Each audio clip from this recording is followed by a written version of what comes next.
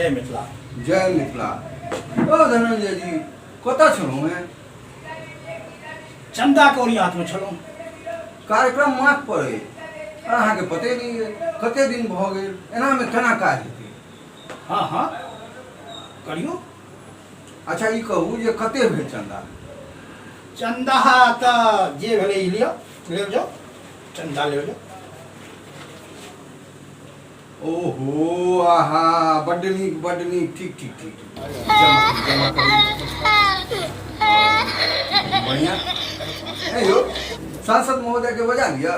हाँ हाँ किया कि नहीं, लेकिन आनो सबके बजेबै? हाँ हाँ कवित्री का आ गायिका सबके आ गायको का, क्या तो मैथिल के जे पसीन छन जे नीक लगतन से न बजेबै, हुनके न बजेबै।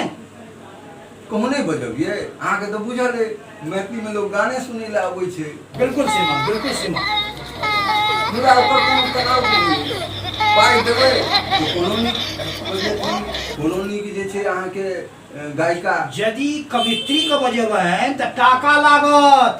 कवियत्री के बाद में गप करब, पहले हमरा ई कहू जे अहाँके पसीन के गायिका के छै? गायिका अयो गायिका तो एक से एक फोन पर जे छै से 10 टा आबि जेती, लेकिन श्रीमान टाका तो लगबे करत। अरे अहाँके जे गायिका पसीन हेती तिनका हम बजा लेबै, आ कवि सम्मेलन के की करबै? कवि सम्मेलन में तो अपने के बुझे छिए जे कविता मतलब कवित्री। अहाँ लिस्ट बनेलिए? हाँ लिस्ट तो बनबे करते, लेकिन श्रीमान अहाँके पहिने कहि दी जे कवित्री के यदि बजेबै आ नीक निकुत यदि ओ एक कविता के एक्टिंग करै छथिन तऽ टाका लै छथिन। कवियत्री आ कवि सब सेहो आप मैथिली में पाइ जी छै? जी जी श्रीमान, ओ पहिलुका युग चलि गेलै जे कविता करै छलखिन, झोरा लटका के जाइ छलखिन आ भरि पेट खाना हुनका दऽ दै छलनि तऽ कविता कऽ दै छलखिन, भेज दै छलखिन। अयो मंच दऽ देलिए से कम भारी बात नहीं भेलै? बिल्कुल नहीं, बिल्कुल नहीं।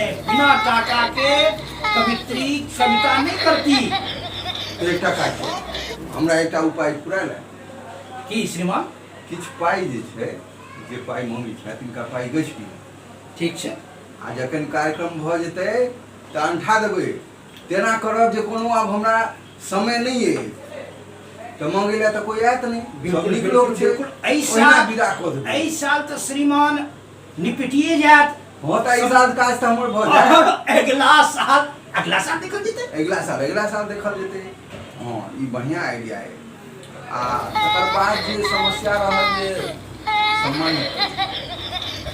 सम्मानित करे वाला में एक दूटा बात हम अहाँके कहै छी। हाँ श्रीमान। जे किछु लोग एगोटा 50,000 रुपया देलक, आ 50,000 वाला के तो विशेष सम्मान करऽ पड़तै। बिल्कुल बिल्कुल। अरियातऽ पड़तै, ओकरा अरियात के आनऽ पड़तै आ विदा करऽ पड़तै।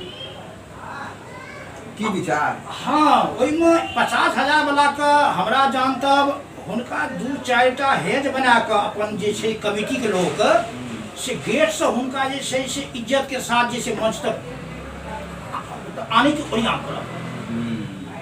आ 25,000 देने छै एगोटा। हाँ हाँ उनको विशेष स्वागत करऽ पड़त। हाँ 25,000 वाला के जे आ छै 10-11 आदमी 11,000 वाला। हाँ हाँ हाँ बिल्कुल बिल्कुल बिल्कुल। तो हिनका सबके की करबै जे 10-11 आदमी के? 10-11 वाला आदमी के जे छै से सबसे पहिने जे छै से मंच से हुनकर नाम कहबै, माला पहिरेबनि, पाग यदि स्टॉक रहतै तऽ पागो पहिरा देबै, और ऐसे बेसी और की चाहिए कहू अहाँ? ठीके कहै छी, हम सब एते काज करै छी, आइ बोल देलियै जे कोनो मामूली बात नहि, जेटा उपकारे मानल जाय बिल्कुल मैथिल समाज पर। बिल्कुल बिल्कुल। आ किछु गोटा 5,000 देने है, किछु कमो देने हेता। अच्छा अच्छा अच्छा अच्छा 1-2 वाला सेहो हेता। 2,000 वाला सेहो हेता। हमरा जानतबे 5,000 वाला के तऽ एकटा प्रशस्ति पत्र लिख कऽ दऽ देबै जे शायद स्टॉक में अइ, श्रीमान अपने देख लेबै।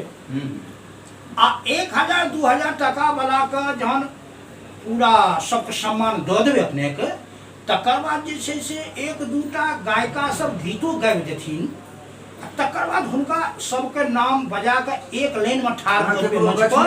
गछने नहीं छियै? गछने तऽ छलिए एकटा। नहीं यौ, देखियो यदि अहाँ 1-2 हजार वाला के हम सम्मान नहीं करबै आ जब गछने हेबै तो हम सबटा चंदा के हिसाब ल ले। श्रीमान अपने के चंदा के ओरियान करै छियै आ अपने हिसाब बारी रखै छियै। हम अहाँ के एकोटा कतौ से जे छै से चंदा कहियो कनी ज्यादा हमर बात काटल नहीं करू। त अहाँ से के हिसाब लेत 10 टका भेल या 10 लाख भेल से अही लगमे रह। चलू ठीक छै, यदि अहाँ व्यक्तिगत रूप से किनको कहने हेबनि तो हम सब विचार कऽ लेबै ओहि पर किछु ने किछु। हाँ श्रीमान हम कहै लए नहीं चाहै छलिए, लेकिन एक आध आदमी के कहने छियै। अहाँ के एहि दुआरे नहीं कहै छी जे हम कहि देब आ हुनकर नाम अनाउंस नहीं करबै तऽ हमरा थू भऽ जायत। नहीं चंदा नहीं देता करबै। देखियो हम सब मैथिली ले काज कऽ रहल छी, मैथिली उत्थान ले काज कऽ रहल छी, मैथिली ले काज करै छियै। मैथिली ले काज करै छियै। छोट मुँह बड़ी बात मैथिली ले काज करै छियै, बुझलियै? नाम तो सह छै श्रीमान, जो मैथिली के नाम नहीं श्रीमान लेबै। छोट मुँह पैघबाक श्रीमान हम तऽ ई जानल छलियै जे लोग अपन नाम के चमकावे के लिए देह के चमकावे ला मिथिला महोत्सव करै छै। की बात करै जो मैथिली के नाम पर नहीं करबै तो के पाइ देतै? इहो बात छै, हमरा नाम पर के पाइ देत? इहो बात ठीक छै। जो हम अपना नाम पर मनबै तो के पाइ देत? आइ मैम मैथिली के कृपा से हुनकर नाम से बहुत लोग संस्था चलबैया, बहुत लोग काज करैया, तो मैथिली ले काज करै छी यौ। बिल्कुल बिल्कुल। आ फायदा हमरा अहाँ के होइया एहिमे कोन हर आ किछ ने किछ तऽ मैथिलियो के फायदे होइ छै, फायदे होइ छै। नहीं किछ तऽ थोड़बे करै छै। आ मैथिली जते पाइ कमाइ छथि, मेहनत करै छथि, तऽ किछु मैथिली के नाम पर जरूर खर्च जरूर करथिन। जरूर जरूर जरूर।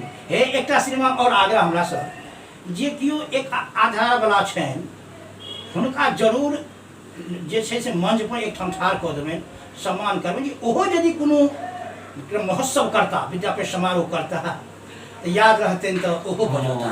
देखियो अहाँ एकदम ठीक गप कहलहुँ। देखियो कमो पाइ यदि कोइ दैया, लेकिन कतौ आयोजन करै छै तऽ ओकरा जरूर सम्मान देबै, ताकि हम जे ओकरा सम्मान देबै। यादो रहै छै, अब बोगला जकाँ तकै छै जे हमरा के सम्मान देने छै, अपनो दुनू गोटे के ओ बजा के सम्मान ओही देता। बहाने 2-4टा मंच पर चलि जायत, अनेरो सब कहता ई मैथिल छथि, मैथिल। तकर बाद अपना सब फेसबुक पर जी श्रीमान, जी हमरा श्रीमान, एतऽ सम्मान भेटल, मजा आबि जेतै। श्रीमान, जय मिथिला, जय मैथिली।